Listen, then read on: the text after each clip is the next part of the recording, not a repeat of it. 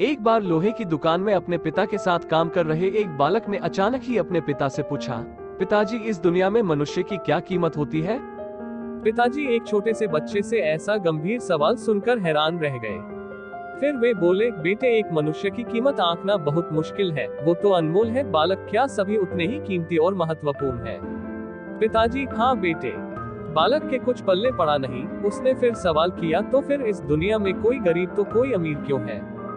किसी की कम इज्जत तो किसी की ज्यादा क्यों होती है? सवाल सुनकर पिताजी कुछ देर तक शांत रहे और फिर बालक से स्टोर रूम में पड़ा एक लोहे का रॉड लाने को कहा। रॉड लाते ही पिताजी ने पूछा, इसकी क्या कीमत होगी? बालक, लगभग 300 रुपए। पिताजी, अगर मैं इसके बहुत से छोटे छोटे कील बना दूं, तो इसकी कीमत क्या हो जाएगी? बालक कुछ देर सोचकर बोला, तब तो ये और महंगा बिकेगा, लगभग 1000 रुपए का।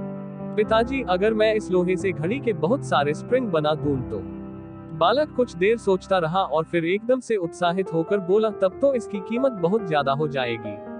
पिताजी उसे समझाते हुए बोले, ठीक इसी तरह मनुष्य की कीमत इसमें नहीं है कि अभी वो क्या है, बल्कि इसमें है कि वो अपने आप को क्या बना सकता है। बालक अपने पिता की बात समझ चुका था।